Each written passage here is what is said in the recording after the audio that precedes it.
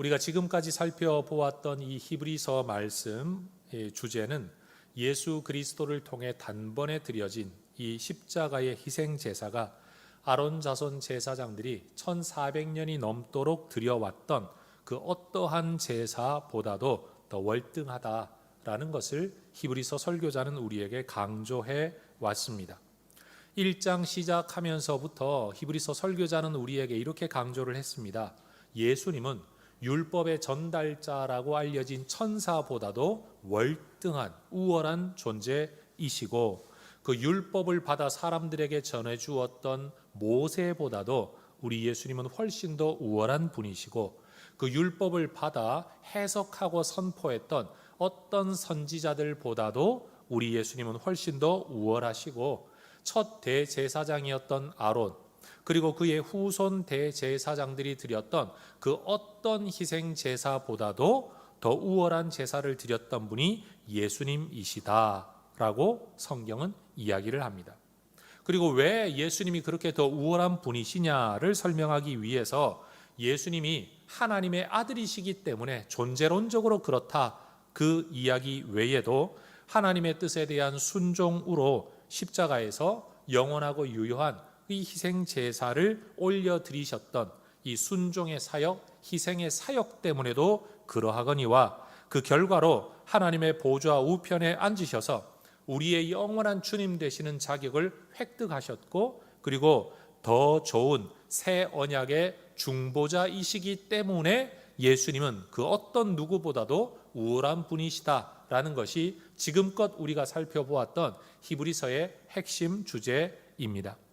여러분, 우리는 예수님의 십자가의 제사가 우리의 죄 문제를 해결하는 길인 줄로 믿고, 예수님을 우리 하나님께서 죽음 가운데서 다시 살리셨다는 것을 믿고, 그 예수님이 우리의 구세주가 되실 뿐만 아니라 내 삶과 존재의 주인이시라는 것을 믿는 그리스도인이라고 저는 확신합니다.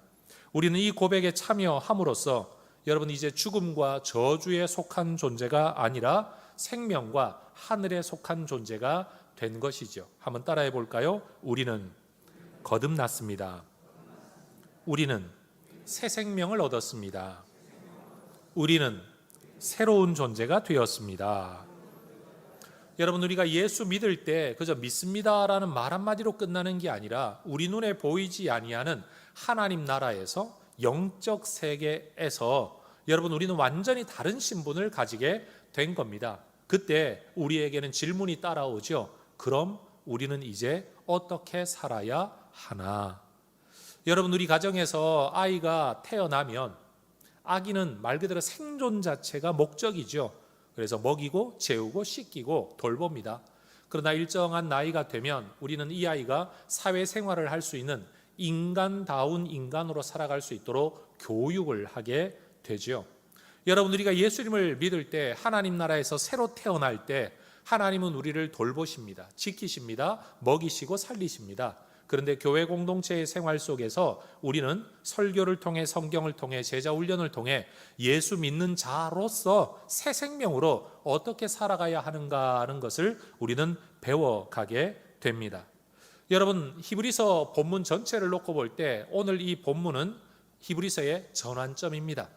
1장 1절부터 시작해서 지난주일 본문까지가 우리의 구원을 위해 하나님께서 이루신 일이 무엇이냐라는, 우리 문제가 아니라 하나님이 이루신 일에 대하여 설명해 왔다면, 오늘 본문에서부터 히브리서가 끝날 때까지는 그 하나님의 백성으로서 우리가 어떻게 살아야 되는가에 대한 우리의 삶의 이야기를 히브리서는 전개해 나가기 때문입니다. 그러니까 이전까지는 하나님이 이루신 일, 오늘 본문부터는 그 하나님을 믿는 우리가, 그 예수를 믿는 우리가 살아가야 할 삶의 모습에 대하여 권면을 하고 있다라는 것이죠. 우리가 기독교 진리를 이야기할 때 믿음으로 구원을 얻습니다라는 말을 항상 합니다. 이것이 기독교 구원론의 핵심입니다. 그런데 이때 믿음으로 구원을 얻습니다라고 말을 할 때 이 믿음이라는 것은 내 내면에 있는 심리 상태나 내 확신의 정도를 말하는 게 아닙니다. 오히려 믿음의 대상이나 내용에 대한 것이죠. 무엇을 믿느냐라는 겁니다. 믿음으로 구원 얻는다고 말할 때 내 안에 확신 때문에 구원 얻는다가 아니라 그 예수를 믿고 구세주임을 믿고 십자가를 믿고 부활을 믿을 때 구원을 얻는다라는 믿음의 대상, 믿음의 내용에 훨씬 더 중요한 방점이 찍힌다는 사실입니다. 여러분, 우리 인간 안에 구원의 가능성이 없습니다. 만약 인간이 인간의 문제를 해결해서 구원할 수 있다면 반대로 인간은 구원에 필요한 상황을 만들지 않을 능력도 있어야만 합니다. 그런데 인류 역사 대대로 결국 인간은 항상 구원이 필요한 존재라는 사실을 누구도 부인할 수가 없죠. 구원이 필요한 상황을 인간은 연출할 수밖에 없는 존재였다는 겁니다. 그래서 인간의 구원은 인간 안에서 일어나는 게 아니라 인간의 각성으로 일어나는 게 아니라 인간의 깨우침이나 교화로 일어나는 게 아니라 인간 세상 밖에서 인간을 위해서 위에서 아래로 신에게서 인간에게로 주어져야만 이 구원이 가능하다라는 것이 성경의 관점입니다. 마찬가지입니다. 여러분, 우리가 구원을 얻는 믿음이라고 할 때도 그것은 내 안에서 일어나는 심리적인 변화가 아닙니다. 의지력의 발동이 아닙니다. 우리의 마음을 훈련하는 것 아닙니다. 내 안에 있는 신성을 찾아내는 여러분 그런 것들도 아닙니다. 철저하게 우리를 위해 우리 밖에서 우리를 위해 해주신 그 일에 내가 어떤 마음으로 그것을 받아들이고 있냐라는 것이 믿음의 핵심 내용이라는 거죠. 그러니 결국 우리가 믿어야 할 건 내 마음이 아니고요. 우리가 믿어야 할 건 내 소망이 아니고 나를 위해 해주신 하나님의 일, 예수의 일이라는 사실입니다. 그러니 여러분, 우리는 예수 믿고 구원받는다라고 말을 할 때 역사적으로 예수님께서 이 땅에 행하셨던 일과 그 일에 대한 하나님의 사람들을 통한 해석, 영적 의미, 다시 말해 성경의 가르침을 믿을 때 이 구원을 얻게 됩니다. 우리가 하나님께 나아갈 수 있는 자격 또는 구원을 받는다라고 말을 할 때는 이것은 우리의 공로나 노력 때문에 되는 게 절대 아니고 오직 우리를 위해 예수님이 해주신 일 때문에 우리는 구원을 얻게 되는 겁니다. 그게 바로 19절에 나타난 내용이에요. 같이 한번 읽어볼까요? 19절입니다. 그러므로 형제들아, 우리가 예수의 피를 힘입어 성소에 들어갈 담력을 얻었나니. 이 성소는 하나님이 계신 하늘의 지성소를 의미합니다. 하늘나라입니다. 천국을 의미합니다. 우리가 여기에 들어갈 수 있는 담력을 무엇 때문에 얻냐? 내 노력 때문에 얻는 게 아니다. 내 헌금 때문에 얻는 게 아니다. 내 봉사와 수고 때문에 얻는 게 아니라 예수의 피 때문에 우리가 여기에 들어갈 수 있다라는 겁니다. 여러분, 모세를 통해 세워졌던 이 땅의 성막은 사람들이 하나님께 나아가 제사하는 성소의 공간과 하나님이 임재하는 공간이었던 지성소로 나누어져 있었죠. 그리고 이 인간의 공간과 하나님의 공간을 가로막아 있는 구분되는 장애물은 바로 휘장이었습니다.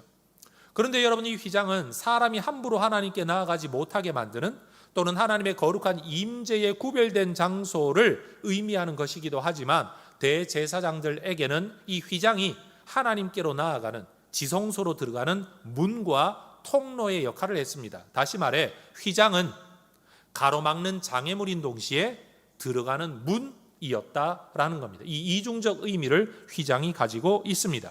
그런데 예수님께서 십자가에 달려 돌아가실 때에 여러분, 이 땅에 있는 성전의 성소의 휘장이 둘로 갈라졌습니다.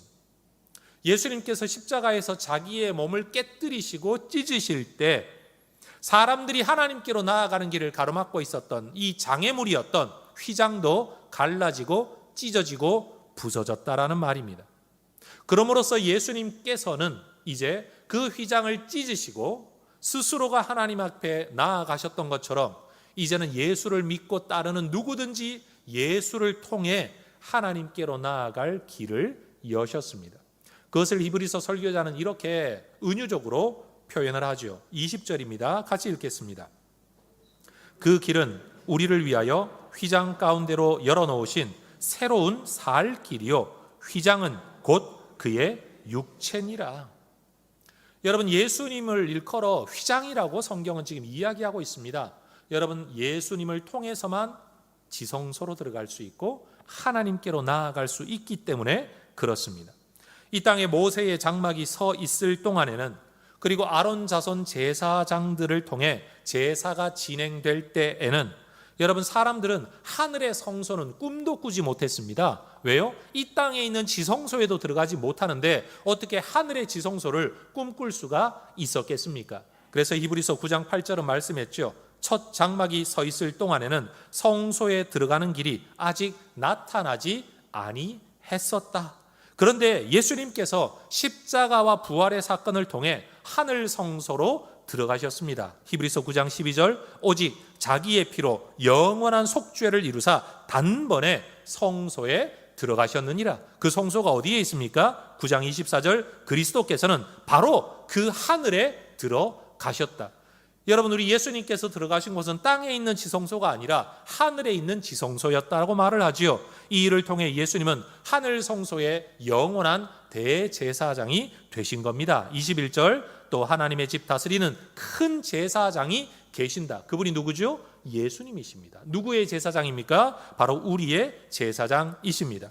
예수님은 우리의 영원한 대제사장으로 하나님 보좌 우편에 앉아 계십니다. 히브리서 10장 12절, 오직 그리스도는 죄를 위하여 한 영원한 제사를 드리시고 하나님 우편에 앉으셨다. 여러분, 예수의 십자가 사건으로 말미암아 하나님께 나아가는 길을 열려졌습니다. 예수님의 몸이 휘장이 되셨기 때문에 우리는 그 휘장을 열고만 지성소로 들어갈 수 있습니다. 그 휘장은 바로 예수님의 몸입니다. 그래서 예수 외에는 하나님께로 나아갈 수 있는 다른 길이 없습니다. 여러분, 객관적인 입장에서 종교를 두고 이야기할 때는 다 종교는 신을 추구하고 신께로 나아가고 신과의 합의를 요구하고 신의 능력이 이 땅에 임하기를 원하는 게 모든 종교적인 속성인 것은 공통점입니다. 그런데 여러분, 성경이 말하고 있는 진리는 뭐냐? 예수님께서만이 우리의 죄 문제를 해결을 하셨다는 사실이에요. 여러분, 우리가 정성을 다해 신께 제사를 드린다고 해서 신이 그 제사를 받아야만 되는 건 아닙니다. 다시 말해, 신을 만나는 길은 정성의 부재 문제가 아닙니다. 정성의 부족함의 문제가 신을 만나지 못하는 이유가 아닙니다. 성경대로 하면 인간의 죄가 하나님과 우리 사이를 갈라 놓았습니다. 우리가 이 죄의 모습을 가지고 아무리 정성을 다한다고 한들, 심지어 자기 목숨을 신을 위해 갖다 바친다고 한들, 여러분, 죄 문제가 해결되지 않아서 하나님과 우리 사이가 갈라진 것을 메꿀 길이 없는 겁니다. 그래서 여러분, 우리가 아무리 정성을 다하고 아무리 수고를 다하고 아무리 교화를 받는다고 할지라도 우리는 하나님께로 나아갈 길이 없습니다. 그 문제를 해결하기 위해 하나님이 아들을 보내신 겁니다. 그러니 여러분, 우리가 하나님께로 나아갈 수 있는 길은 정성에 대한 문제, 헌신에 대한 문제, 종교 교리나 여러분 이거에 대한 교화에 대한 문제가 아니라 이 길, 하나님이 열어주신 그 길인 예수를 통하느냐 통하지 않느냐, 이것이 바로 하나님께로 나아갈 수 있느냐 없느냐를 결정한다라는 겁니다. 여러분, 예수 외에는 하나님께로 나아갈 다른 길이 없는 줄로 믿습니다. 여러분, 이전에는 이 길이 존재한 적이 없기 때문에 새로운 길입니다. 또 이 길은 이전과는 다른 방법으로 하나님께 나아가는 길이기 때문에 또한 새로운 길입니다. 그리고 이 길을 따르는 자만이 하늘의 영원한 생명을 여러분 죽어서도 누릴 뿐만 아니라 이 땅에서도 누릴 수 있기 때문에 이 길은 살 길입니다. 그래서 히브리서 설교자가 그런 표현을 쓰는 거죠. 따라하십시다. 새로운 살 길. 다시요. 새로운 살 길. 여러분, 예수님만이 새로운 살 길인 줄로 믿습니다. 그래서 예수님이 이 땅에 계실 때에 직접 말씀하셨죠. 요한복음 14장 6절에서 예수께서 이르시되 내가 곧 길이요 진리요 생명이니 나로 말미암지 않고는 아버지께로 올 자가 없느니라. 여러분, 이것이 예수님의 말씀입니다. 여러분, 종교학자들이 아니면 세상의 철학자들이, 세상의 어떤 사상가들이 여러분 신에게로 가는 길이 많이 있다, 다양하다라고 말한다고 한들 그들의 생각일 뿐이고, 성경은 말씀하고 예수님도 말씀하십니다. 나로 말미암지 않고는 아버지께로 올 자가 없느니라. 여러분, 이것을 믿는 것이 예수 믿는 것입니다. 여러분, 예수를 믿을 때는 이 사실을 믿어야 하는 것이고, 이런 예수를 믿고 있는 사람들의 입에서 하나님께로 가는 다른 길이 있을 수 있다라는 것은 말도 안 되는 모순된 사고방식이 된다라는 거죠. 여러분, 여기 모여 예배하고 있는 우리 모두는 예수님의 십자가 죽음이 하늘의 성소에서 드려진 희생 제사인 줄로 믿습니다. 우리는 이 땅에서 죄인으로 취급받고 죄인으로 죽임당하신 예수님이 하나님에 의하여 다시 살아나셔서 하나님 보좌 우편에서 오히려 심판장으로 앉아 계심을 믿습니다. 세상에서 그분은 죄인 취급당했습니다. 어떤 심판자의 자리에 있는 사람에 의하여 사형의 언도를 받았습니다. 죄인의 모습으로 죽었습니다. 그러나 사실 그분은 하나님 보좌 우편에 앉아 계신 심판의 주인이십니다. 우리는 이 땅에 세워졌던 유대교 성소를 섬겼던 대제사장에 의해서 예수님이 십자가 죽음에 넘겨졌지만 사실 그 예수님은 하늘 성소의 영원한 대제사장이심을 믿습니다. 여러분, 이것이 바로 우리가 예수를 믿는다는 것이고 히브리서를 통해 우리가 그동안 살펴왔던 예수님에 대한 핵심적인 믿음의 내용이 되는 겁니다. 그렇다면 이 믿음을 가진 우리는 이제 이 땅에서 어떻게 살아야 하는가? 앞으로 여러분, 우리는 성경 11장, 12장, 13장을 보면서 계속해서 예수 믿는 자의 삶에 대한 이야기를 나누게 되겠지만 오늘 히브리서 10장 19절에서 25절 안에서 오늘 이 히브리서 설교자는 우리에게 세 가지 중요한 신앙의 반응, 신앙의 모습이 있어야 한다라고 권면합니다. 첫 번째는요, 믿음입니다. 여러분, 22절의 말씀을 다 함께 읽어보도록 하겠습니다. 우리가 마음의 뿌림을 받아 악한 양심으로부터 벗어나고 몸은 맑은 물로 씻음을 받았으니 참 마음과 온전한 믿음으로 하나님께 나아가자. 따라하십시다. 믿음으로 하나님께 나아가라. 한 번 더, 믿음으로 하나님께 나아가라. 여러분, 우리가 예수를 믿는 믿음을 가지고 있다면 이제 하나님께 나아갈 때 믿음으로 나아가야 되고 담대함으로 나아가야 합니다. 예수님의 십자가 희생 제사로 말미암아 하늘의 성소는 더 이상 닫혀 있지 않습니다. 예수님의 십자가의 희생 제사로 말미암아 하늘 지성소에서는 더 이상의 다른 제물을, 다른 제사를 우리에게 요구하지도 않습니다. 그렇다고 아무렇게나 이 지성소에 들어갈 수 있는 것은 아닙니다. 십자가에서 드려진 예수님의 희생 제사의 그 효력을 믿는 온전한 믿음과 그 십자가의 피가 내 마음에 뿌려져서 여러분 온전한 마음을 가지고 하나님 앞에 나아갈 수 있게 된다라는 겁니다. 그래서 히브리서 4장 16절에서는 이런 말씀도 들려주었죠. 그러므로 우리는 긍휼하심을 받고 때를 따라 돕는 은혜를 얻기 위하여 은혜의 보좌 앞에 담대히 나아갈 것이니라. 따라하십시다. 담대히 나아가라. 여러분, 믿음으로 나아가라는 말과 담대히 나아가라라는 말은 히브리서 안에서 사실은 짝을 이룹니다. 믿음을 가지고 담대히 하나님 앞에 나아갈 수 있다라는 겁니다. 예수 믿는 사람은 하나님 앞에 두려워 떨며 나아가는 거 아닙니다. 여러분, 경외심을 가지고 나아간다라는 것과 두려운 마음으로 나아간다라는 것은 완전히 다른 것이죠. 경외심은 긍정적 두려움입니다. 여러분, 죄로 말미암아 받아줄까 말까를 걱정하면서 죽을까 말까를 걱정하면서 여러분 가지고 있는 마음은 부정적인 두려움인 거죠.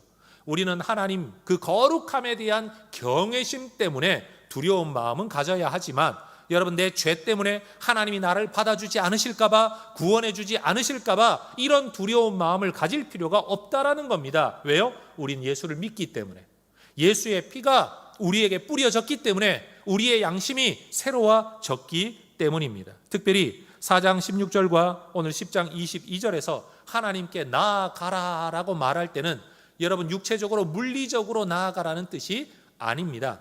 이 단어는 헬라어 안에서 여러분 특별히 예배와 제사와 기도로 하나님 앞에 나아갈 때 이런 표현을 사용하는 거죠. 그래서 교회 나오면 좀 익숙하진 않지만 예배를 인도하거나 찬양과 기도를 인도하는 분들이 우리가 주께 부르짖음으로 아니면 찬송함으로 예배함으로 하나님께 나아갑시다 라는 표현을 들을 때마다 아니 내가 지금 예배당 이미 나와 있는데 어디를 가라고 라는 생각이 들지만 사실은 그 표현 자체는 굉장히 성경적 용어입니다. 하나님 앞에 우리의 마음과 영혼이 하나님께로 담대하게 나아가는 것. 여러분, 예수 믿는 사람들은요, 하나님에 대한 담대함을 가져야 되고 확신을 가져야 되고 하나님께 나아가는 일을 주저하지 않아야 할 줄로 믿습니다. 여러분, 우리에게 하늘은 닫힌 하늘이 아니라 열린 하늘입니다. 여러분, 우리에게 하늘나라는 우리를 검열해 웬만하면 떨어뜨리려고 하는 하늘나라가 아니라 여러분, 예수 안에 있는 우리는 무조건 웰컴 하고 받아주는 하늘나라가 될 줄로 믿습니다. 여러분, 이래서 구원의 확신을 우리가 가져야 하고 하나님 아버지라고 부르는 여러분 이 은혜를 우리가 이 땅에서 누려야 할 줄로 믿습니다. 우리가 가져야 할 첫 번째 반응은 뭐냐? 믿음이라는 거죠. 예수님께서 우리를 위해 이루신 일을 안다면 우리가 하나님께로 나아가는 일을 두려워할 이유가 전혀 없습니다.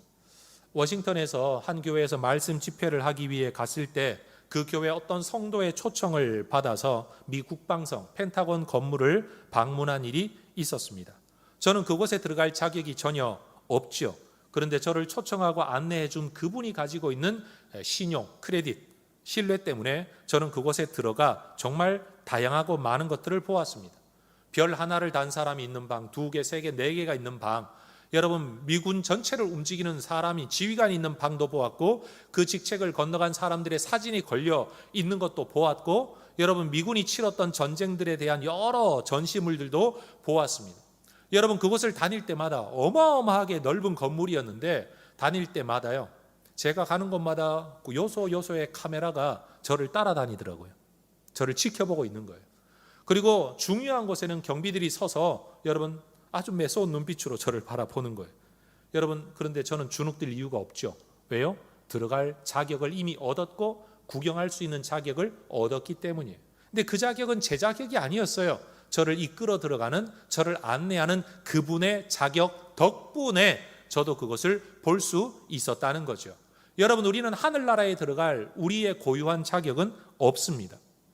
예수님이 이루어 놓으신, 얻으신, 획득하신 그 자격 때문에 여러분 우리는 하늘나라를 마음 놓고 활보할 수 있는 존재가 될 줄로 믿습니다. 전 심지어 별 4개인 분의 방 문이 열려 있길래 들여다보기도 했어요. 비서들이 앉아 있고 별 달고 있는 사람들이 거기에서 같이 근무를 하고 있더라고요. 여러분 우리가 우리 하나님의 보호자를 들여다보아도 여러분 전혀 흉되지 않을 줄로 믿습니다. 우리가 예수님 안에 있을 때 예수님이 계신 어느 곳이든지 말 그대로 프리패스 될 줄로 믿습니다. 그래서 여러분 우리의 구원은 내가 성경을 얼마나 읽느냐, 기도를 얼마나 하느냐, 헌신을 얼마나 하느냐, 선교를 얼마나 하느냐, 봉사를 얼마나 하느냐, 여러분 여기에 달려있는 게 아니라 철저하게 예수님께 붙어 있을 때 이 구원이 가능해지고 그때만 하늘이 열린 하늘이 되고 그때만 우리는 담대함을 얻을 수 있다라는 사실입니다. 어린 아이들이요 자기 아버지와 함께 있으면 세상에 겁나는 게 아무것도 없죠. 여러분 우리에게도 그런 믿음이 있어야 될 줄로 믿습니다. 두 번째, 우리가 가져야 할 게 뭐냐? 소망입니다. 소망. 23절을 같이 한번 읽어보겠습니다. 또 약속하신 이는 미쁘시니 우리가 믿는 도리의 소망을 움직이지 말며 굳게 잡고, 여러분 움직이지 말며라는 말은 흔들리지 말고 라는 말입니다. 여러분 우리 주님은 미쁘신 분입니다. 믿을만하다, 신실하다, 페이스풀하다라는 뜻입니다.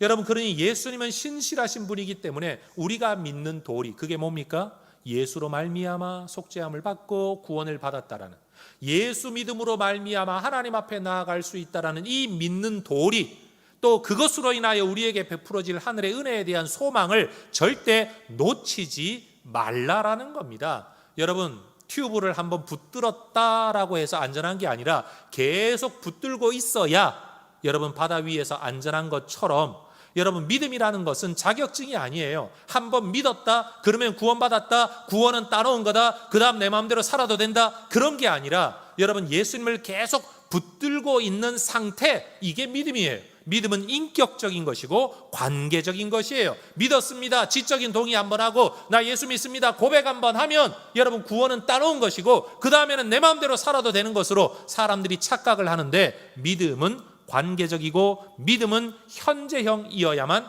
된다. 자, 따라하십시다. 믿음은 현재적 관계입니다. 그러니 여러분 예수님에 대하여 예전에 어떤 마음을 가지고 어떻게 믿었었는지는 몰라도 오늘 그 예수를 내 구세주로, 나의 영원한 대제사장으로, 나의 중보자로 여러분 믿고 있는 이 관계성에 있을 때 그 사람은 하나님 앞에 담대히 나아갈 수 있고 여러분 영원한 구원을 얻을 수가 있다라는 사실이에요. 여러분 전도할 때 예수 믿는다고 말 한마디만 하세요. 그러면 구원받아요. 이거 틀린 전도예요. 예수 믿는다고 말 한마디만 하세요가 아니라 예수님과 그런 관계를 맺으세요. 그리고 그 관계 안에서 계속 살아가세요. 그러면 구원을 받습니다 라고 우리가 말을 해야 된다는 거예요. 그래서 많은 사람들이 예수 믿는다고 말만 하면 구원 얻는다라는 잘못된 전도를 받고 교회 바깥에 있는 수많은 사람들이 예수님과의 올바른 관계를 맺지도 않고 성경이 명령하고 있는 대로의 삶의 방식을 살아가지 않으면서도 나 예수 믿는다고 고백했어, 나 구원 받았어. 그런데 하나님과 아무런 관계도 없고 예수님과 아무런 관계도 맺지 않고 말씀에 대한 어떤 순종도 없이 살아가면서도 구원받은 줄로 착각하는 사람들이 너무나도 많다라는 것이죠. 여러분, 예수 믿으면 구원 얻습니다 라는 말이 가지고 있는 이 명확하고 분명한 의미, 관계성, 현재성의 의미를 우리 성도님들께서 꼭 깨닫고 여러분 이 믿음 가지게 되시기를 주의 이름으로 축원합니다. 여러분, 믿음은 자격증이 아니기 때문에 여러분 우리는 이것을 계속 붙들고 살아야 합니다. 그리고 이 믿음이 우리에게 가져다 줄 것을 소망하면서 살아야 합니다. 기대하면서 살아야 합니다. 사실 한번 믿었다라는 고백을 해놓고도 교회 바깥에서 살아가는 많은 사람들을 한번 보십시오. 믿었다고 고백은 했지만 그분들 하나님 앞에 담대함을 가지지 못합니다. 이미 자기 죄가, 자기의 모습이 하나님 앞에 자기를 담대하게 만들지 못한다는 것을 양심으로 이미 알고 있습니다. 성도 여러분, 우리는 그들보다 별반 나을 것 없는 삶을 살아가고 있습니다. 그럼에도 불구하고 우리는 하나님이 우리의 아버지 되시고 천국이 우리의 나라가 될 것을 믿고 살아갑니다. 왜요? 오늘도 예수 안에서 예수와 관계를 맺고 예수와 더 깊은 관계를 맺어가기 위해 우리의 마음을 쏟으며 살아가고 있기 때문에 그러하죠. 다시 말해 믿음을 붙들고 있기 때문에 그러하다라는 겁니다. 성도 여러분, 이 소망 안에서, 이 믿음 안에서 계속 살아가시기를 축복합니다. 죽을 때까지 절대 이거 놓지 말고 흔들리지 말고 요동하지도 말고 여러분 이 믿음을 붙들고 살아가시기를 축복합니다. 여러분, 우리는 이렇게 예수 그리스도로 인해 하나님의 자녀가 되었고 하늘의 기업에 함께 참여하도록 부름을 받았습니다. 이 믿음의 부름 받았고 이 소망의 부름을 받았습니다. 이런 우리에게 히브리서 설교자는 한 가지가 더 필요하다라고 이야기하죠. 24절입니다. 같이 읽어볼까요? 서로 돌아보아 사랑과 선행을 격려하라. 서로 돌아보아 사랑 안에서 선행을 격려하라. 아마 이렇게도 이해할 수 있을 것 같습니다. 여러분, 예수 믿는 믿음을 가진 우리가 가져야 할 세 번째 것은요, 사랑입니다. 믿음, 소망, 그리고 사랑. 여러분, 믿음이 하나님을 향한 것이라면, 소망이 하나님이 내게 베풀어 주실 것에 대한 것이라면, 사랑은 철저하게 다른 사람에 대한 것입니다. 여러분, 신앙생활은 절대 개인적인 것이 아닙니다. 하나님께로부터 받은 구원을 가지고 그 믿음을 가지고 살아가는 사람은 반드시 사람과 연결되어 있어야만 합니다. 여러분, 이것이 성경적 삶의 방식이에요. 지금 우리가 살아가는 이 시대는 다른 사람들이 내 인생에 관여하는 것, 간섭하는 것을 굉장히 싫어합니다. 지극히 개인주의적인 우리는 시대를 살아가고 있죠. 그러나 성경은 우리에게 말해요. 혼자 살지 말고 서로 돌아보라. 나 혼자 잘 사는 것만 꿈꾸지 말고 서로 격려해라 라고 이야기합니다. 여러분, 시간적으로 볼 때도 우리가 평생이라는 삶을 살아야 하는데 여러분, 이 평생을 살면서 믿음 흔들리지 않고 소망 흔들리지 않고 살아가는 건 불가능한 일입니다. 상황으로도 보십시오. 우리가 예수 믿고 살아가고 말씀대로 살아가는 것을 어느 누구도 격려하지 않습니다. 특별히 이 세상과 이 시대는 우리의 신앙을 조롱하고 비웃고 어떻게든 허물어뜨리려고 하지 우리의 믿음을 칭찬하거나 여러분 지지하고 있지를 않습니다. 여러분, 이런 긴 시간 속에서, 이런 상황 속에서 내가 하나님을 바라보며 소망을 놓치지 않고 살아간다? 여러분, 이건 결코 쉬운 일이 아니라는 거죠.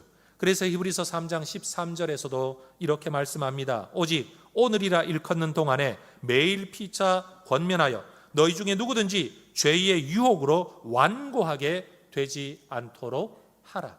따라 하십시다. 매일 피차 권면하라. 여러분, 우리가 믿음 안에 살아가는 삶이 혼자 결심한다고 되는 게 아니기 때문에 성경은 말해요. 매일. 일주일에 한 번 아닙니다. 매일. 여러분, 어쩌다가 한 번 아니에요. 부흥회 때 한 번 아니에요. 목사님의 설교 주일날 한 번 듣는 거 그거 말하는 게 아니에요. 그 설교 듣고 살아가면 신앙생활 할 수 있다라고 성경이 말하지 않고 매일 피차 권면해라. 목사님만 나를 가르치는 게 아니라 서로가 서로를 돌아보고 권면해야 된다는 거예요. 자, 한번 따라 하십시다. 빨리 가려면 혼자 가야 하지만 멀리 가려면 함께 가야 합니다. 여러분, 우리의 일생의 신앙생활을, 여러분 이 먼 길을 제대로 걸어가려면 우리는 함께 가야 합니다. 이 믿음의 친구가 있는 사람과 없는 사람, 이 사랑의 교제를 나눌 수 있는 사람이 있는 사람과 없는 사람은요, 삶이 달라질 수밖에 없는 거죠. 여러분, 주변에 누군가의 도움을 받아서 시간을 보내게 되면 여러분, 마치 감기가 잠깐 왔다가 떠나듯이 여러분, 우리가 병으로 누워 버리지 아니하고 다시 일어서게 될 줄로 믿습니다. 누가 병에 걸립니까? 그 문제를 껴안고 혼자 이겨내려고 애쓰다가 여러분, 코끼리 생각하지 마세요 하면 자꾸 코끼리가 생각나듯이 여러분, 이 문제를 극복하려고 하다가 오히려 그 문제에 빠져버리는 독불장군 같은 옹고집과 같은 사람들이 얼마나 많습니까? 사실 외고집인 사람들일수록 마음의 병을 고칠 수 있는 가능성이 점점 낮아져요. 오히려 누군가가 마음이 자꾸 가라앉고 힘들어지면요, 집사님들은 그래야죠. 아이고, 무슨 집사, 내가 지금 집 앞에 와 있는데 빨리 나와. 나랑 어디 밥 먹으러 가자. 요즘 이 동네 맛있는 식당 하나 생겼다더라. 야, 요즘 뭐 집사 몇 명이 모였는데 야, 드라이브라도 한번 가자. 저 어디 가가지고 차라도 한잔 마시고 오자. 여러분, 그렇게 건강한 모임에서 여러분 은혜의 이야기를 나누고 힘들고 어려울 때 시험에 빠지려고 할 때, 야, 사실 나도 그런 적이 있었어. 그런데 그때는 안 보는 게 제일이야. 그냥 우리를 만나. 그 사람 만나지 말고 우리를 만나면 돼. 여러분, 그렇게 서로가 지켜주는 그룹이 있다면 우리 모두가 얼마나 아름다운 신앙생활을 할 수가 있겠습니까? 아무 문제 없는 것처럼 교회 나오고 목장에 모여가지고 저는 은혜 가운데 살고 있습니다. 말씀이 얼마나 은혜롭든지요. 거짓말만 해대면서 돌아서면 마음에 돈에 대한 시험과 이성에 대한 유혹과 여러분 또 다른 거짓말의 유혹을 받고 여러분 또 다른 어떤 압력 속에서 내가 잘못에 참여하지 않으면 내 삶과 직장이 위태로운 지경에 이르게까지 될 때 그걸 혼자 해결하려고 할 때 얼마나 외롭고 얼마나 힘이 들겠냐는 거예요. 여러분, 그럴 때는 같이 있어야 합니다. 그래서 가족과 함께 살아가는 사람들이 정서적으로 건강하고요, 혼자 살아가는 사람들일수록 편하기는 하지만 정서적으로 건강하지 못해요. 저는 제 인생에 가장 힘들었던 때가 20대 초반입니다. 고향 떠나 부모 떠나 여러분 혼자 객지 생활을 하는데 누구와 함께 지낼 수 있는 사람 아무도 없고 속 나눌 사람 아무도 없을 때 제가 할 수 있는 것은 글 쓰는 것밖에 없었는데 저는 지금도 그때로 돌아가라고 하면 절대 돌아가지 않겠다. 하나님이 그때로 다시 돌려보내가지고 너를 더 훌륭한 목사 만들어줄 거다 해도 저는 그 시대로 돌아가고 싶지를 않아요. 정말 어금니를 깨물고 치를 떨고 싶어요. 그 혼자 있다는 것, 마음을 나눌 누군가가 없다는 것, 빈 방에 들어가는 것, 썰렁한 집에 들어가는 것, 그런데 속 마음의 감정을 누군가와 나눌 사람이 아무도 없다는 것, 여러분 정말 힘든 일이더라고요. 여러분, 그런데 교회를 다니면서도 우리가 그런 삶을 살면 안 된다라는 거죠. 성경은 말하고 있습니다. 서로 돌아보아라. 사랑으로 격려해라. 여러분 더 잘하라고 여러분 채찍질하라는 게 아닙니다. 잘하고 있다라고 여기까지 잘 왔다고 그 한마디만 들려주어도 여러분 우리는 이겨낼 힘이 생겨날 줄로 믿습니다. 그리스도의 영원한 희생제사를 믿는 우리에게 성경이 원하는 삶은 여러분 그렇게 막 고차원적인 삶이 아닙니다. 어려운 삶이 아닙니다. 너희가 들었던 그 믿음 잘 지켜라. 하나님 앞에 기쁨으로 담대하게 나아가라. 하나님이 너희에게 베푸실 은혜에 대한 소망 놓치지 말고 끝까지 잡아라. 그리고 함께 이 길을 걷는 성도들과 사랑의 교제를 나누며 함께 걸어가라. 혼자 가지 마라 라고 말씀한다는 거예요. 여러분, 이런 사랑의 교제를 나누려면요, 혼자 살면 안 됩니다. 함께 모여야 합니다. 그래서 25절 말씀하죠. 같이 한번 읽어볼까요? 모이기를 패하는 어떤 사람들의 습관과 같이 하지 말고 오직 권하여 그날이 가까움을 볼수록 더욱 그리하자. 히브리서 설교자가 이 글을 쓰고 있는 그 시대에도 모이기를 패하는 어떤 사람들의 습관, 그런 습관을 가진 사람들이 있었던 모양입니다. 도대체 그들은 왜 그렇게 아름다운 성도의 교제를 뒤로하고 모이기를 싫어하고 모이기를 패해버리고 모이기 그쳐버리고, 요즘 애들 말로 하면 이런 거죠. 모이기를 끊어버린, 교회 다니기를 끊어버린, 성도의 교제를 끊어버린 사람들, 그것이 습관이 되어버린 사람들은 왜 있게 되었을까요? 어쩌면 그 시대의 어떤 성도들도 마음으로 믿어 의에 이르고 입으로 고백하여 시인하여 구원에 이른다고 한다면 나 혼자 믿고 나 혼자 고백하면 되지, 내가 굳이 왜 내 시간을 내고 내 돈을 내고 내 공간을 제공해서 다른 사람들 때문에 귀찮아야 되냐라고 생각했을런지도 모르죠. 오늘날도 많은 사람들이 그렇잖아요. 신앙은 하나님과 1대1의 관계야. 나만 예수 잘 믿으면 돼. 내가 하나님 앞에 바로 서면 돼. 다른 사람이 뭐를 하든지 내가 신앙 지키면 돼. 여러분, 그렇게 독불장군처럼 혼자서 신앙생활하는 분들, 또 많은 그리스도인들 가운데는 조용히 와서 혼자 예배만 참석하고 가면, 11조나 헌금이나 제대로 하면 마치 내가 영적 생활을 다 하는 것이냐 생각하는 분들이 오늘날에도 얼마나 많습니까? 그런데 성경은 믿음과 소망의 삶이 사랑 안에서, 사람들과의 돌봄 안에서 있을 때만 지켜질 수 있는 것이다라고 우리를 가르치고 있습니다. 여러분, 젊고 힘있고 할 일이 있고 또 쓸 돈이 있고 원하면 언제든지 만날 사람이 있다라고 생각하는 젊을 때에는 다른 사람들하고 깊이 연관되는 것, 자주 만나는 게 귀찮은 일로 여겨지는 것 같습니다. 그런데 인생을 살면 살수록 사실 여러분, 젊음도 떠나가고 돈도 점점 줄어들고 어쩌면 해야 할 일마저 별달리 없게 될 때, 심지어 살면 살수록 마음 터놓고 만날 수 있는 사람이 더 줄어들죠. 없죠. 그때가 되어서야 비로소 사람 사는 건 혼자 사는 게 아니고 같이 사는 거다, 함께 사는 거다라는 것을 뒤늦게 배워간대요. 여러분, 며칠 전에 우리 구청에서 일하시는 한 국장님, 집사님을 만나 신앙의 교제 나누면서 대화를 하는데, 여러분, 구청 쪽에 그렇게 민원이 많이 들어온대요. 무슨 민원인가 하면 할머니들이 빨리 경로당 열어달라고, 코로나 때문에 다 닫아버렸던 경로당 그거 제발 좀 빨리 열어달라고. 여러분, 코로나가 무서운 게 아니라 혼자 지내는 게 너무너무 무서운 어르신들이 얼마나 많은지 몰라요. 여러분, 우리 하나님은 우리가 혼자 살기를 원치 않으시고 함께 살기를 원하십니다. 특별히 오늘날처럼 이 코로나라는 전염병이 창궐한 시대에는 여러분, 예배 드리기 위해 교회 공동체에 나오는 것도 특별한 각오, 큰 각오가 필요한 것 같습니다. 그런데 목사로 저는 가만 생각을 해보면, 여러분, 커피숍이나 직장 갈 때는 무슨 각오하고 가지 않잖아요. 직장은 당연히 가야 된다고 생각하고, 커피 마시는데 뭐 어쩌겠어, 가야지 라고 무슨 각오도 없고 결심도 없고 그냥 다 가서 지내면서, 교회 오는 것에 대해서만 유독 교회에서 감염되면 어떡하냐라는 걱정을 가지고 심리적 장벽을 높게 쳐놓고 교회를 나오지 않는 분들이 많은 것 같아요. 저는 이게 사실의 문제가 아니라 여러분, 심리적인 문제, 정서의 문제, 마음의 문제라는 생각이 들어요. 여러분, 어떤 커피숍도 교회만큼 방역 철저하게 하지 않습니다. 근데 왜 여러분, 교회가 더 안전하면 안전하지, 여러분, 커피숍보다는 교회가 훨씬 더 안전하지 않겠습니까? 여러분, 우리는 하나님 앞에 신앙생활을 할 때 누군가와 연결되어져서 함께 해야 된다는 사실을 자주 잊어버리는 것 같습니다.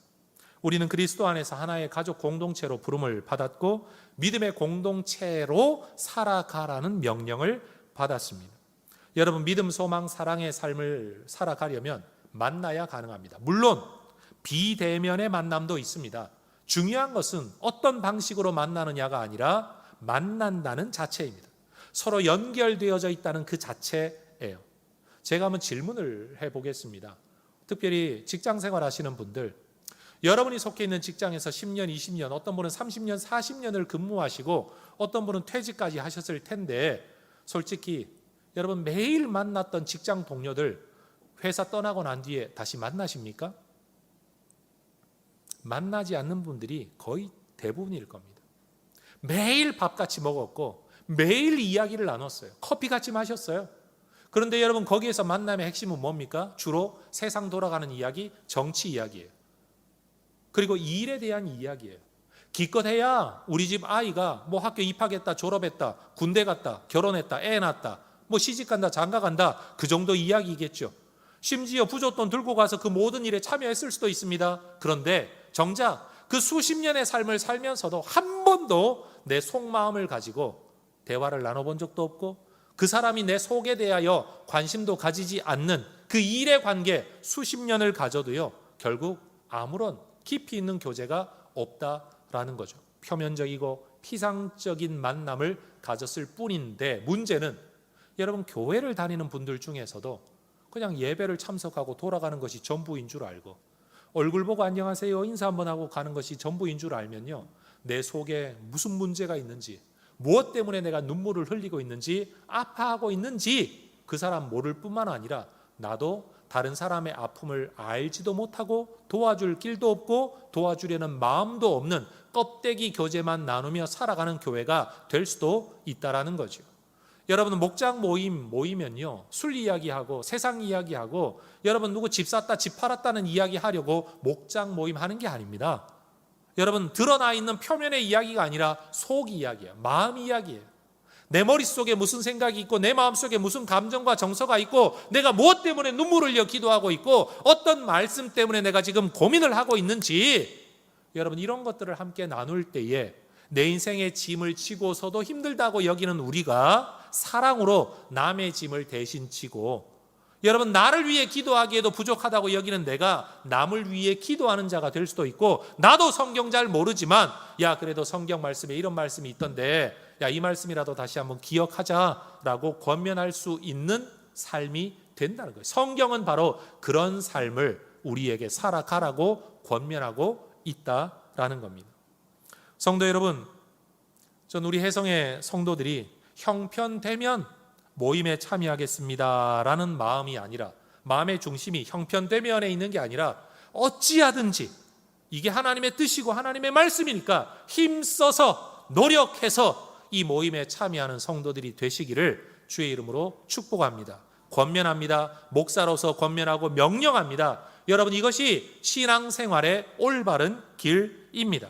성도들이 함께 모여 예배하고 함께 말씀을 배우고 말씀으로 자기 삶을 돌아보고 서로를 격려하는 이 모임에 빠질 수도 있지만 빠지는 일이 습관이 되어서는 안 된다라고 히브리서 설교자는 우리에게 이야기하고 있는 겁니다. 이런 습관은요, 개인의 영성에도 신앙에도 도움이 되지 않을 뿐만 아니라 공동체도 건강할 수가 없어요. 예를 들어 볼게요. 여러분, 가족들이 오래간만에 모여 식사라도 하겠다. 끼니 때마다 얼굴이라도 봐야 되는데 아침 밥상 차려놔도 누군가가 빠져있고, 여러분 저녁 밥상 차려놔도 누군가는 안 들어와 있고, 여러분 가정주부만 혼자 앉아서 여러분 말 그대로 물에 밥 말아가지고 김치 안쪽으로 한 끼 한 끼를 때우는 그런 가정이 건강할 수 있겠습니까?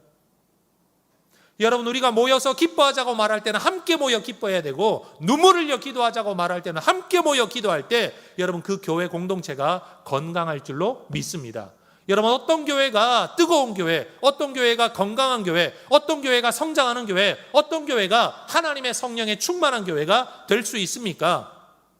함께 모여 여러분 말씀으로 함께 나누고 기도에 함께 참여하고 한 찬송을 부르고 한 은혜를 누리며 서로가 서로를 돌보는 그런 교회인 줄로 믿습니다. 그러니 여러분, 우리는 서로 모이도록 권해야 합니다. 여러분, 이 설교를 준비하면서 신약 성경 안에서 신앙생활은 혼자 하는 게 아니다, 함께 하는 거다라는 의미를 한번 찾아보려고 서로, 관계성의 단어인 서로, 피차, 이런 단어를 좀 찾아보았어요. 그랬더니만 어마어마하게 많더라고요. 여러분, 그 중에 몇 개만 선별해서 화면으로 한번 보여드리겠습니다. 왼쪽 위에서 아래로만 제가 한번 읽어볼게요. 서로 발을 씻어주라, 서로 사랑하라, 서로 우애하라, 서로 먼저 존경하라, 서로 받으라, 서로 권하라, 서로 문안하라, 서로 같이 돌보라, 서로 종노를 하라, 서로 짐을 지라, 서로 친절하게 하라. 이제 절반밖에 안 왔어요. 이제 오른쪽이에요. 서로 불쌍히 여기라, 서로 용서하라, 서로 용납하라, 피차 용서하라, 서로 위로하라, 피차 권면하라, 서로 덕을 세우라, 서로 죄를 고백하라, 서로 병이 낫기를 위하여 기도하라, 서로 대접하라, 서로 봉사하라. 질문하겠습니다. 여러분, 신앙생활 혼자 하는 겁니까? 같이 하는 겁니까? 신앙생활은 함께 같이 하는 겁니다. 하나님에 대한 믿음, 하나님에 대한 소망을 품은 자들은요, 사람을 사랑하며 사람을 돌보는 것이 올바른 믿음 안에 있다라는 증거입니다. 만약 우리가 이렇게 함께 모여 서로를 돌보지 않는다면 어떤 일이 벌어질까요? 히브리서 설교자는 이미 여러 차례 이런 경고를 했었습니다. 2장 1절, 그러므로 우리는 들은 것에 더욱 유념함으로 우리가 흘러 떠내려가지 않도록 함이 마땅하니라. 들은 말씀을 마음에 새겨야 흘러 떠내려가지 않는다. 그러면 마음에 새기라, 혼자 새기라는 게 아닙니다. 서로가 서로를, 말씀을 가슴에 품고 살아갈 수 있도록 여러분 도와주라는 거지요. 3장 12절, 형제들아 너희는 삼가 혹 너희 중에 누가 믿지 아니하는 악한 마음을 품고 살아계신 하나님에게서 떨어질까 조심해라. 뭘 조심하라는 겁니까? 자기 조심하라는 게 아닙니다. 너희 중에 누군가가 하나님에게서 떨어져 나갈까 조심하라는 거죠. 그럼 뭘 해야 됩니까? 서로 돌아보아야죠. 챙겨보아야죠. 3장 13절, 오직 오늘이라 일컫는 동안에 매일 피차 권면하여 너희 중에 누구든지 죄의 유혹으로 완고하게 되지 않도록 하라. 죄의 유혹으로 말미암아 마음이 굳어지는 누군가가 있을 거다. 그렇게 되지 않도록 옆에서 도와주라는 말입니다. 히브리서 4장 1절, 그러므로 우리는 두려워할지니 그의 안식에 들어갈 약속이 남아있을지라도 너희 중에 혹 이르지 못할 자가 있을까 염려하고 두려워하라는 겁니다. 그럼 어떻게 해야 됩니까? 믿음 안에 있도록 돌봐야 되는 거죠. 여러분, 지금 우리는 무엇을 바라보고 있습니까? 우리의 삶은 지금 어디를 향하고 있습니까? 우리가 지금 열심히 달려가고 있는 이 삶의 끝에 어떤 자리에 도달하게 될까요? 지금처럼 이렇게 열심히 살고 내가 살아왔던 방향대로 계속 가면 하나님이 기뻐하시는 자리로 과연 갈 수 있을까요? 우리는 누구와 함께 우리의 인생길, 삶의 길을 걸어가고 있습니까? 우리는 누구와 어떤 관계를 맺고 있습니까? 누가 나를 돌봐주고 있습니까? 나는 누구를 돌봐주고 있습니까? 여러분, 천국까지 가는 이 길에 내가 힘들다고 말할 때 여러분, 나와라 밥 한 끼 사줄게 라고 말할 수 있는 사람은 있으십니까? 또 힘들어 보이는 누군가에게 말은 하지는 않았지만 힘들어 보여서 그냥 차 한잔 하자라고 여러분 그렇게라도 말해주는 여러분 그런 실천이 우리 가운데 있습니까? 누군가가 나의 친구가 되어주기를 우리는 기다리고 있겠지만 우리는 과연 누구의 친구, 누구의 이웃이 되어주고 있습니까? 전 우리 혜성교회가 사랑으로 서로를 돌보는 교회가 될 수 있기를 소망합니다. 그렇다고 여러분 보고 전교인 책임지라, 여러분 성경 그렇게 말하지 않습니다. 서로 돌아보라 그랬지 여러분 몇 명 돌아보라, 성경 그런 말은 없습니다. 그저 내 형편껏 내가 할 수 있는 것, 내 주변에 있는 사람, 그래도 내가 돌봐야 될 사람이라고 여겨지는 누군가를 여러분 우리는 돌보면 되는 것이죠. 우리는 예수로만 구원을 얻은 사람들이기 때문에 여러분 우리가 예수님으로 말미암아 구원을 받을 때에 사실은 그 예수로 구원받은 사람들의 공동체에 속하게 됩니다. 다시 말해 예수 믿고 구원받을 때는 개인적으로 받는 것처럼 여겨지는데 구원받고 보면 이 구원은요 공동체적이라는 거예요. 한 분 하나님을 아버지로 삼게 되고 한 분 예수님을 구세주로 삼게 되고 한 분 성령님을 우리 모두가 인도자로 삼게 되고 한 권의 성경을 우리 모두가 우리의 삶의 걸음의 빛으로 여기게 되고 우리 모두가 하늘의 지성소를 바라보고 살아가는 알고 보니 같은 길을 걷는 사람들이 되었다라는 거죠. 그러니 여러분 예수 믿는 사람들은 같은 길을 걷는 사람들입니다. 여러분 우리는 영적 가족 공동체입니다. 여러분 우리는 하늘 성소에 이르기까지 이 길을 함께 걸어야 할 사람들입니다. 최소한 이렇게 한 지역 교회에 속해서 한 예배 시간에 나와 한 목사의 설교를 듣고 한 성경 본문의 가르침을 같이 듣다가 보면 여러분 말씀 듣고 하나님 만나는 건 개인적인데 알고 보면 같은 말씀 들었고요, 같은 설교자에게 들었고요, 같은 자리에서 예배했어요, 같은 교회 성도라는 이름 붙어 있다고요. 여러분 천국 가면 저는 어떻게 될는지 모르지만 어쨌든 우리의 출신 호적이 여러분 해화동에 있는 해성교회 출신이라고 아마 말하게 되지 않겠습니까? 비록 거기에는 지역 공동체도 없고 출신도 없고 나이도 없고 아무것도 없겠지만 여러분 분명 우리는 이 땅에서 이 교회 공동체에 속해서 천국에 갈 때까지 신앙생활해야 할 하나님의 가족이라는 겁니다. 이거 얼마나 큰 하나님의 섭리적 인연입니까? 이 땅에 얼마나 많은 교회가 있습니까? 얼마나 많은 목사가 있습니까? 그런데도 그 많은 교회 중에 이 교회에 다녀 여러분 그 많은 목사 중에 이런 목사를 통해 설교를 듣고 여러분 그 많은 예배 중에 이 시간에 예배 드리고 여러분 이 말씀을 듣고 한 시대를 살아가고 있다는 것, 여러분 하나님께서 우리에게 붙여주신 가족인 줄로 믿습니다. 다시 한번 질문해 볼게요. 형제와 자매를 선택한 사람 있습니까? 아무도 없습니다. 태어나 보니까 아버지가 정해져 있고 어머니 정해져 있고 여러분 형제 자매가 다 정해져 있는 것, 우리는 그것을 세상에서 운명이라고 말을 합니다. 운명의 다른 뜻은요, 내가 정하지 않았다는 거예요. 그러나 받아들여야만 한다는 거예요. 여러분 우리는 이것을 하나님의 섭리라고 말을 합니다. 예수 믿는 사람들은 내가 정하진 않았어요. 그러나 하나님의 계획이 있어요. 내 뜻은 없어요. 근데 하나님의 뜻이 거기에 있어요. 내가 의도한 계획은 없어요. 근데 하나님의 계획이 거기 있는 거예요. 우리는 이것을 받아들이고 하나님의 말씀에 순종하여 살아가면 우리가 몰랐던 하나님의 또 다른 일들이 이루어지게 될 줄로 믿습니다. 여러분 예수 믿는 사람이 영적 개인주의로 흘러가고 있다면 그는 지금 잘못된 길을 가고 있는 것입니다. 여러분 모이기를 힘씁시다. 여러분 함께 모여 예배하고 그리고 함께 모여 말씀 배우고 함께 모여 말씀 나누고 함께 모여 예수 사랑을 실천하고 함께 모여 예수 믿음을 전파하는 이런 일들이 여러분 우리에게 기쁨으로 더 많아지기를 소망합니다. 비록 이런 코로나 시국에 여러분 방역에 철저하게 조심해야 되겠지만 이러한 만남, 이러한 동력, 이러한 사랑이 절대로 끊어지지 않도록 그날이 가까움을 볼수록 더욱 그리하라 라는 말씀처럼 이런 시국일수록 여러분 더 단절된 세상에 여러분 더 많은 사랑의 손길을 베풀 수 있는 해성의 가족들이 될 수 있기를 축복합니다. 기도하겠습니다.